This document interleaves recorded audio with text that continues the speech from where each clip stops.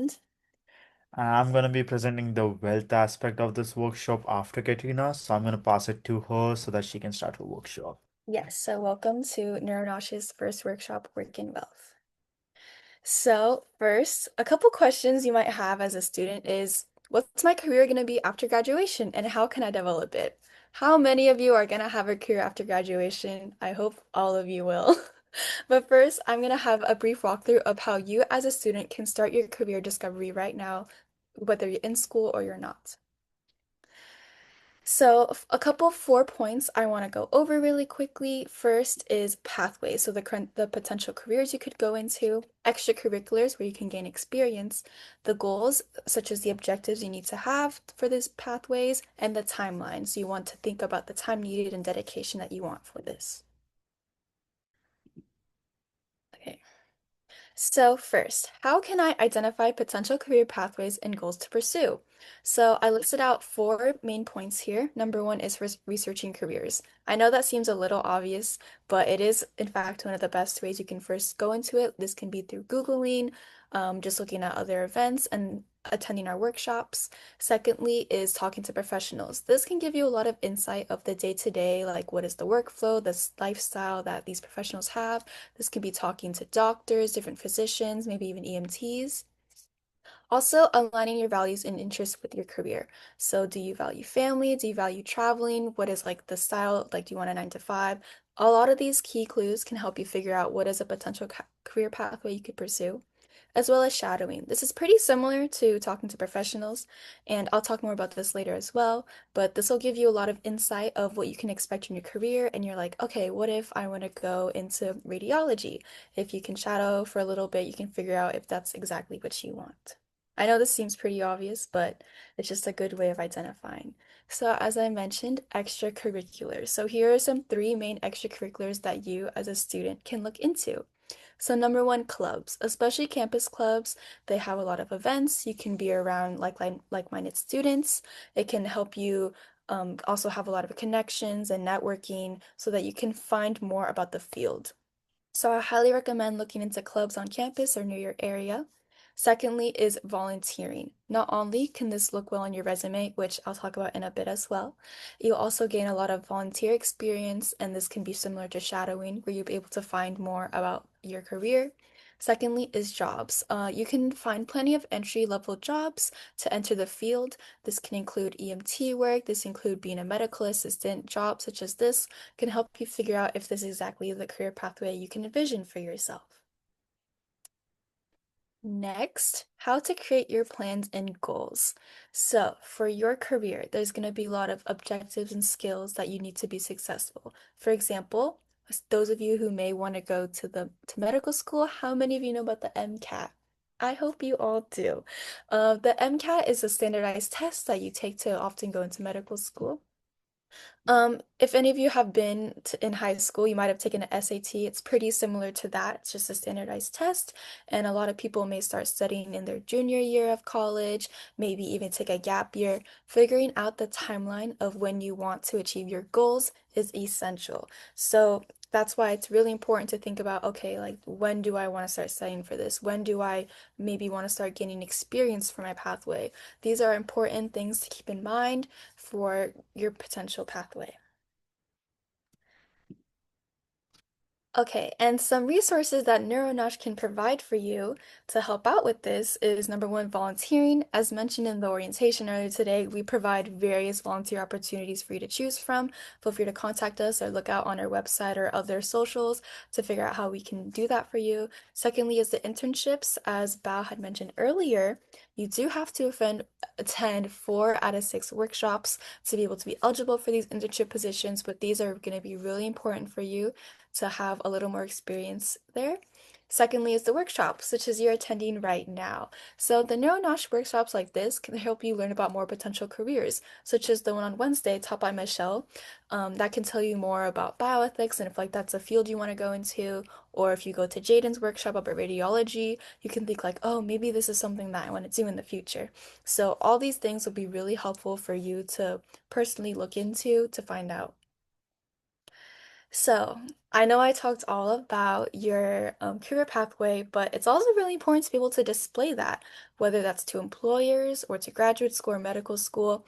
I'm going to help you set up your resume and key details to look for in your resume to make sure. So, if any of you have a resume or anything similar, if you want to pull it up right now, just so you can take a look at it while I'm talking, I think that'll be really good. And if you would like, also feel free to take notes. We will also be posting everything that we're talking about here today on our website, so you can feel free to refer back to it. But I really recommend like either pulling up a template right now or something similar so you can walk through this with me. So, the setup of your resume. These are four things you need to keep in mind. Number one is main audience. You need to know how to apply your resume and what is the main audience that you're showing this to. Are you giving this to an employer? Are you giving this to maybe like a school, such as a curriculum vitae, things like that? You want to know how to tailor your resume to that. Secondly, is your skills. You want to highlight the skills that are relevant to the position that you're applying for. Or maybe you want to show off the skills that you think are really important that people need to know that you have. Third is experience. What is the work experience do you have that is applicable to what you're applying to, or maybe that you just want to show?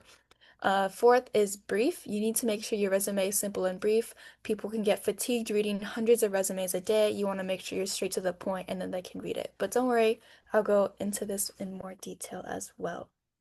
Does anyone have any questions up at this point? I know that was a lot, but we have a lot to go through today. Okay, it seems like we're good. Okay, I'll keep going. So, first, before we talk about that, I do want to talk about the ATS, aka the Applicant Tracking System.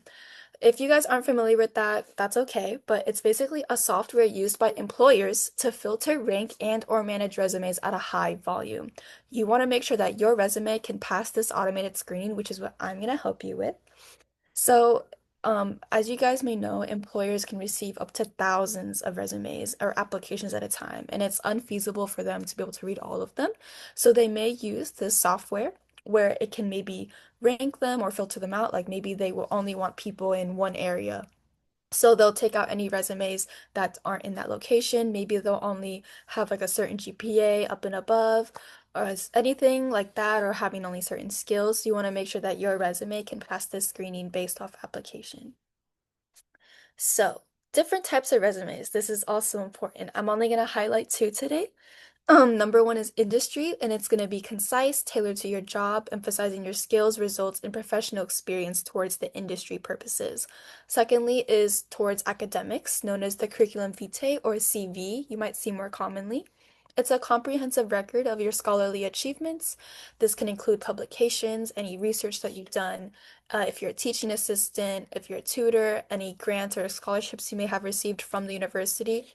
As you can see on these two photos here, they're very different. One has more emphasis on educations and publications, and the industry example has a little bit more focus on the jobs. But today I'm going to be going over a generic example as seen here. We'll have more examples for you guys as well on the website some later. But as you can see, I broke it down into a first section, second section, and third section, and I'll be going over those shortly as well. But here's just like a quick run through of a resume if you guys want to look at. If you have anything similar to that, that's amazing. If you don't, that's honestly okay. Don't worry, just pull up a template and we can talk about it together as well. But first, let's go into the first section of your resume. This actually includes both section one and two a little bit.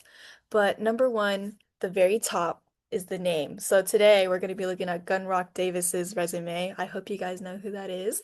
But as you can see, it's obvious you got to have that at the beginning, otherwise an employer or maybe the graduate school person isn't going to know who we're talking about.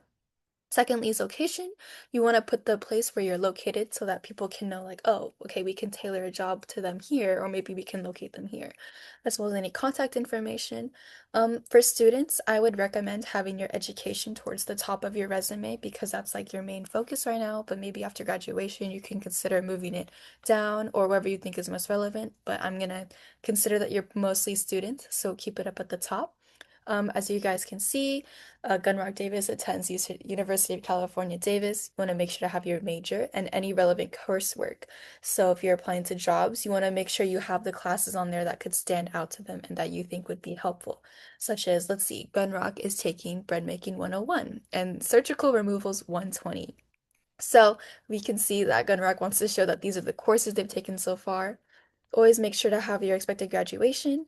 For professional experience as well, for the second session that I have down at the bottom right here, you want to make sure you put the most relevant experience at the top. So maybe for Gunrock Davis, that's working at the Limb Lab in bread making. Oh, sorry, I clicked a little too early. And then you can see we have very brief bullet points under that for administered bread injections for quality eating and constructed genomes for yeast. Now, maybe to us that doesn't make any sense, but whoever's looking at this and is the employer, potential employer for Gunrock Davis will see, oh, this is a valuable skill that they have. Like, that's good. So make sure to keep your bullet points brief and that it's important to whatever you're applying to. Like I said earlier, don't forget to include the date for these as well. So, the relevant skills and volunteering aspect of the resume. So, if you guys saw this in the big version of the resume here, it's towards the bottom in the third section, but we're gonna go back to that. You want to make sure you have all your skills outlined. So Gunrock Davis here has cooking, food systems, stir frying, and some other fun skills. You can also include your certifications that Neuro Nosh does offer. As Bao had mentioned earlier, we help with basic life support. So if you want to include anything like that, it's important to keep it in your resume.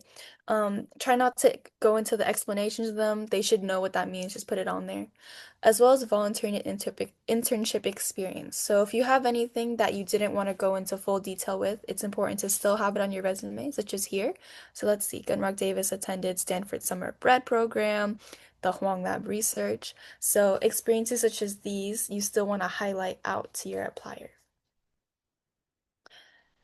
Okay, some more resources that NeuroNosh can help you with. So, there are in fact a number of AI tools that can help improve your resume. If you guys want to use resumeworded.com, that's a really good resources, but please keep in mind that AI cannot make your resume for you.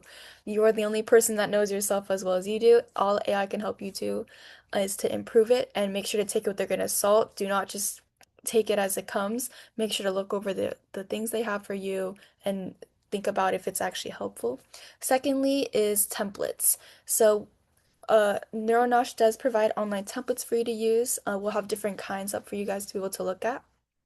We also recommend templates from institutions such as Berkeley and UC Davis. Any institutions like that will have resumes that you can take a look at and other templates, as well as resources. So, as Bao was mentioned, we do one-on-one mentoring. We can help provide personal assistance if you need help making your resume. I would also recommend contacting academic advisors or counselors that are in your area if you want to have more direct help, and that can help you a lot in your resume. But now I'm gonna hand it off to my colleague. Hi guys, so let's start about finance, the class you actually needed. I'll start with a little bit of introduction about myself. So, who am I? Like, I'm Kunj Bharadia, as I mentioned, my role is a finance chair for Neuronosh. Something about my background in finance, I've managed 5 to 6 million real estate projects, handled budgeting, cost optimization, and stuff like that. I've evaluated more than 50 investment opportunities, and I've taught courses like these for before for my clubs and workshops. So let's get into finance now. Okay, the things I'm gonna cover, topics I'm gonna cover today are cost of higher educations, loans, interest and why debt grows so fast, investing while you are still a student, and smart money habits.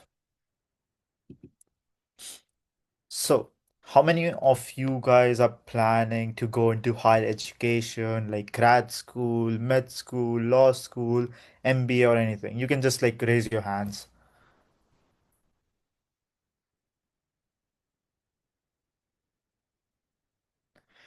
Okay, so let's start. Okay, how much does it actually cost? So for med school, Davis and State for the 4 years, it's cost around 300K. If you're a non-resident, it costs like 350. For law school, it's even more. If you're in state, it costs like 370. Non-resident, it costs like 420. I'm not trying to scare you guys off with the numbers. I'm just putting a actual picture out there for you all. So, let's start with some loans basics. If you're taking loan, interest is the biggest thing. We are going to talk more about that later on. Let me talk about more like federal loans and private loans. Federal loans are considered more safe and more flexible because the government wants you to be educated and that. And private loans are a bit like they're useful, but they're more riskier because their motive is to earn money because, yeah, why not?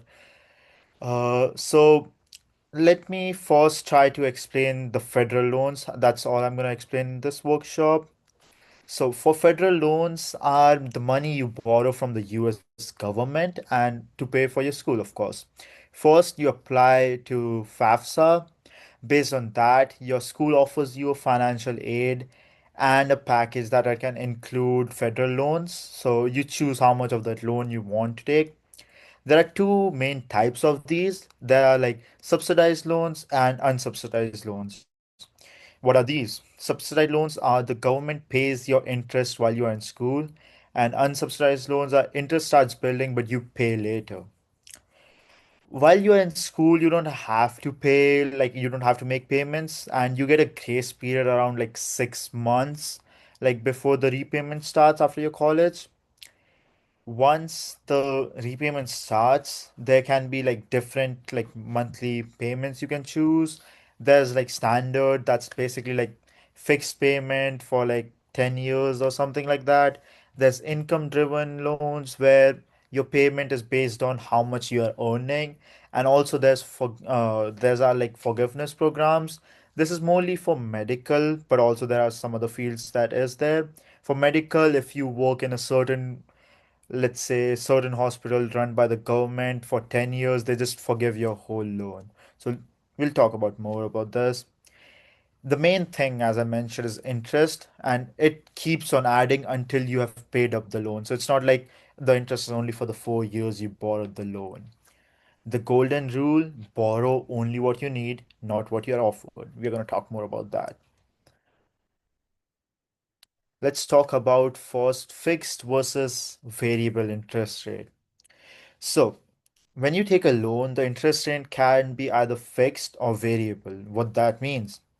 Fixed interest rate, it's gonna be like they give you, let's say, 6%, 7%. That's gonna be there for the rest of your payment plan. This is more predictable, this is more safer, and it's more easier to plan. While on variable interest rate, these changes over time. They can go up or they can go down. So, like your payments can increase or they can like decrease too. It's more risky and it's less predictable. So, it's what you like, to be honest. So, if you had to choose, would you pick a lower rate that can change over the time or a slightly higher rate that stays the same for the whole 10 years? What do you guys think? You can unmute yourself or text in the chat. I mean, me personally, like if even if it changed, like as long as it's not like higher than like the other one that is slightly higher, then I would choose like the one that does change. That's the thing. You like typically don't know if it's gonna be higher or lower than the fixed one because it changes according to the like economy and how everything's going. So yeah, Grace said the second option. Brandon's second option, the higher one because it's predictable no matter what. All right, so yeah, like I personally think both are good. It's just about the person who likes what. So let's move on. How debt works. So debt isn't just what you borrow. Let's say you borrowed 300K for your like med school, right? It's not just you're paying 300K back. You're paying around 420 to 480 because of the scary word we said, interest. So let's do a quick question. Like, I know I didn't tell you guys anything about this, but it's just easy. So if you can, that's good. If not, I'll like talk more about it. Let's say you borrow 100K. Your interest rate is fixed at 6%. How much will you be paying in year one, year two, and year five? Like, it's simple math. You can text or you can like speak up. I'll give you like a minute or two to like think about it.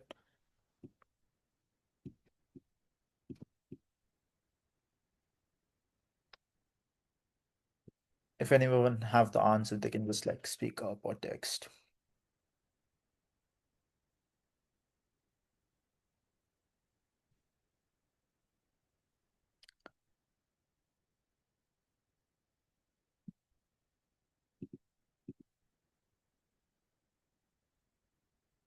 Okay. Does anyone have the answers for this? Let's see. Who's the volunteer here? Is it like six? So that is actually two. The first year is 106K. You said it's like 100K times 1.06 to the power n. Yeah, that is true. So what does that mean? You're gonna be paying like year one 106, year two 112, year three 118, year four 124, year 530, and so on. Real loan doesn't go like perfect math formulas. It's just an easy example so that you guys can understand.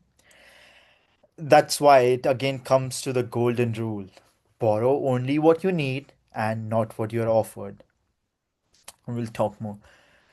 Repayment. When repayments start, your loan doesn't just get split into equal like chunks.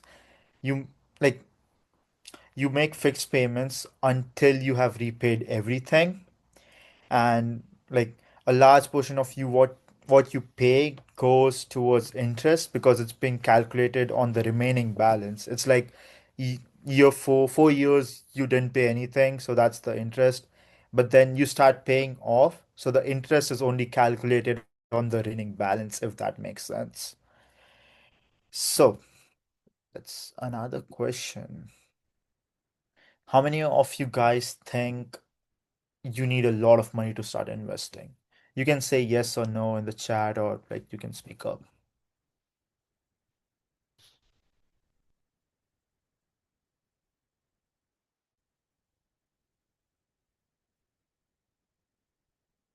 Right? I'm getting a mixed answers of no and yes.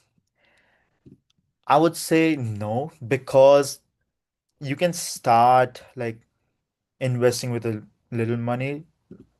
Let me like investing right now. So you can start with 50 to $100 a month.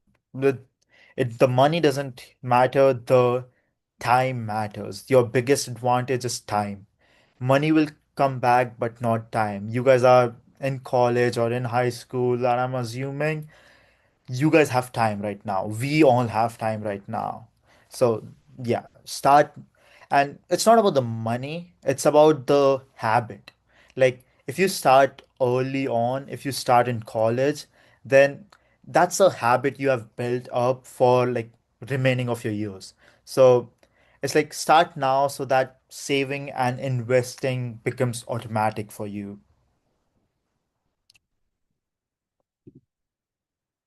Let's talk about grants. For me personally, I love grants because they're basically free money.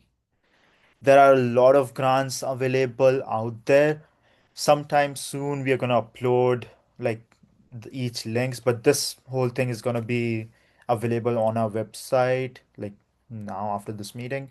So some types, there are school grants. Your college offer grants based on like financial aid and things. You just search like college name plus scholarship. It's not that difficult to find.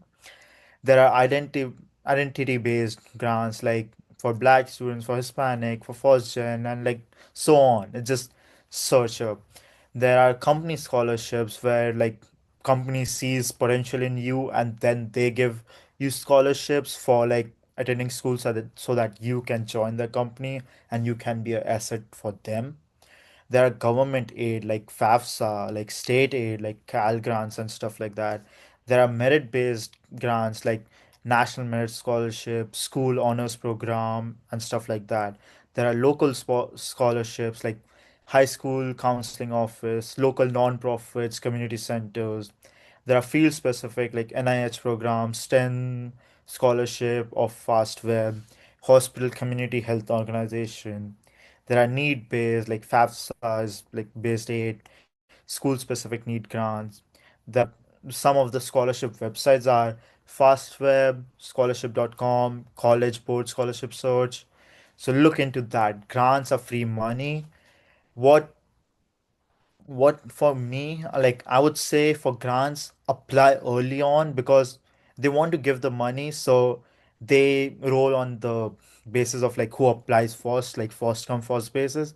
But also that doesn't mean that you just apply anything because they're not just gonna give you money because you applied. Your application should also be good. So you can like reach out to us and I would love to help you guys more in applying grants. Okay, let's talk about lifestyle here. Like, don't think I got approved for 300K. Let me just upgrade my lifestyle. Like, let me buy a really nice car. Let me live in the best house ever. Like, loan money is not free money. You have to pay back. Every upgrade you do in your lifestyle is more pressure later because of the interest I told you guys.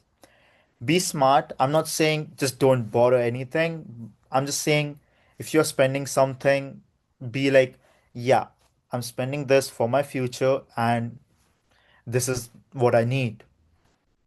It's like do not be restrictive, just be like smart about it. Some smart options you can do is like live with roommates because we all are bachelors. We don't really mind living with roommates right now. If money is a really big problem for you, choose in-state colleges because those are cheaper for in-state people, as I talked in the first slide. Pick affordable housing, just check which one is good. Okay, how many of you guys drink coffee or energy drinks often? Because me personally, I love coffee and energy drinks. You can just say yes, no, raise your hands, or something like that. Yes, yes, sometimes, occasionally. All right, it's not that big of a deal. It's just a simple example. Me personally, I like to drink coffee every single day, 1 to 2 cup. That's $6 coffee goes into 180 a month, 2,160 a year, and that's like 15K over your college journey. I'm not saying just stop drinking coffee because trust me, when I say it, I love coffee, I cannot live without it. It's more like you should just be smart about it and make coffee at home. That $6 coffee outside, you can make it for $2 at home. So just be smart about it. It's not like stop drinking coffee, stop going out. It just if you can just be smart. All right, a question. What all things are like small you can cut on, reduce, or spend like smartly that will save money over time and not just one day? Like I talked about coffee, give me more examples. I'll give you like 2 minutes to think about it. Just text it on chat or speak up if you really want to. That would be amazing. Wow, DoorDash, yes, that is something. Sweet treats.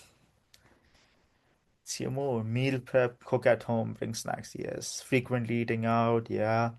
Grocery the pantry. Eating out. Yeah. I'm gonna give you guys like 1 more minute to think more if you guys want to, and then we'll move on.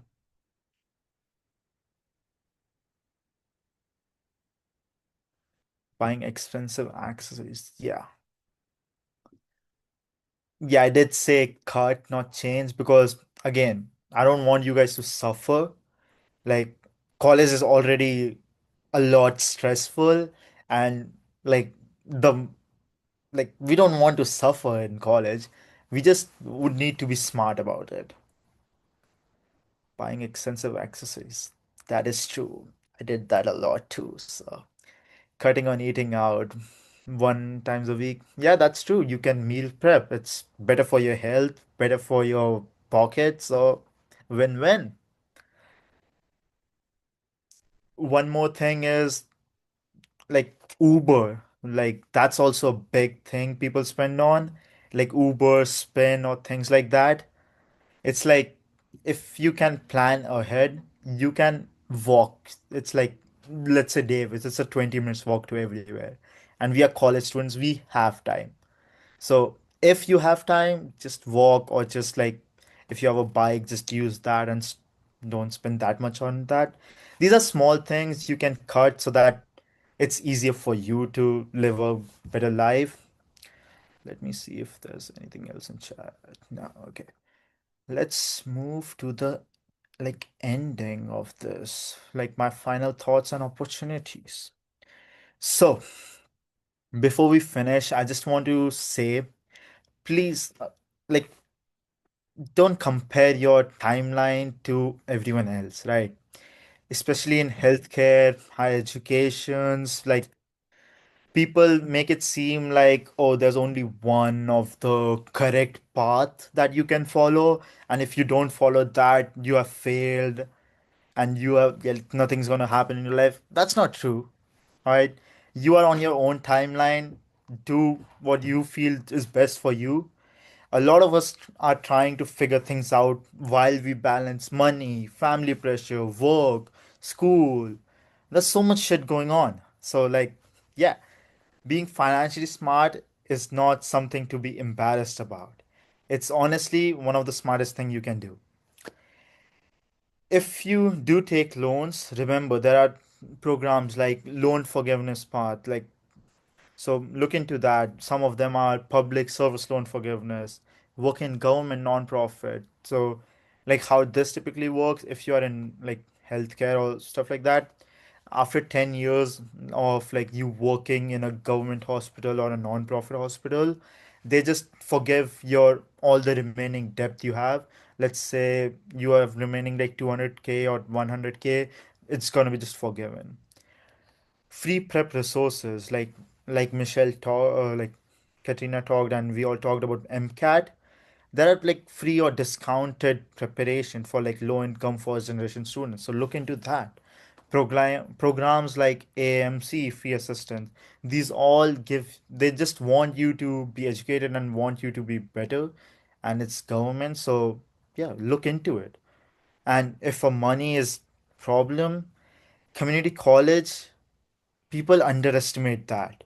Like people say, oh, I don't want to graduate from community college. It's bad. No, it's not. It's also a good college, cheaper too. So saving money doesn't make you less successful. If you graduate for a community college, doesn't make you less successful. It's the same degree but much lower cost. Smaller classes, easier transition. So look into that too. It's don't think about what people will say, what that's that all will fade out in 10 years. Trust me. Alternative paths are you can like work in roles in healthcare, you can work and earn plus gain like experience if you take a gap year to save money and stuff like that. You can also work while you are in college. It's pretty hard to like manage time, but that's also a good like opportunity. I think the biggest thing I want everyone to leave with today is that your dream career should improve your life, not destroy your financial future. Like you don't want to be in debt for the rest of your like working years. What's the point of it? So you deserve both success and stability. So look into your finances before you plan your like higher educations. And I would be happy to help you guys. So you guys can shoot me questions right now, or you can like reach out to us if you are like shy talking in here. You can reach out to us, and I would love to help you guys. And that's it for us too. Thank you guys. If you guys have any questions for us too, we are here. Let me stop sharing.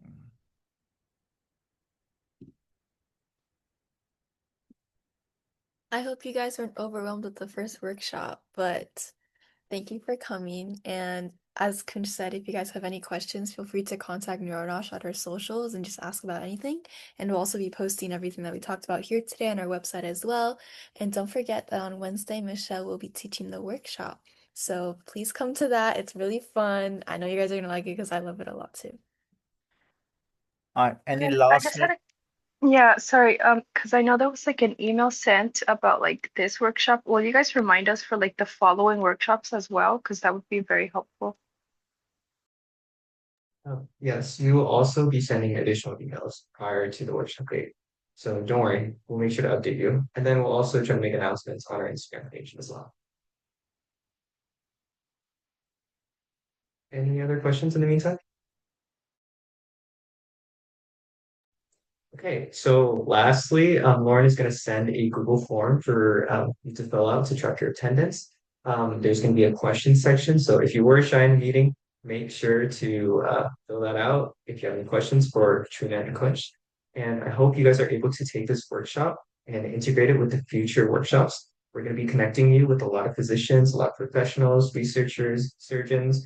And so if you have your resume ready, along with kind of your financial plan, then you can kind of use those resources to reach out to these physicians and network with them.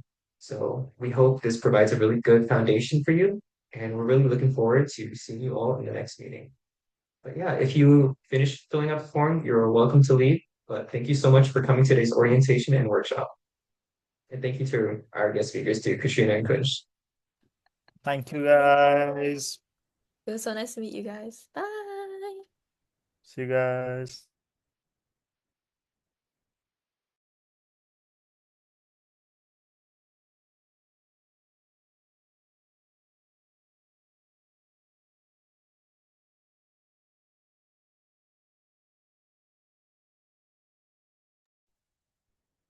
Olivia and Selena, do you guys have any questions or still filling out the form?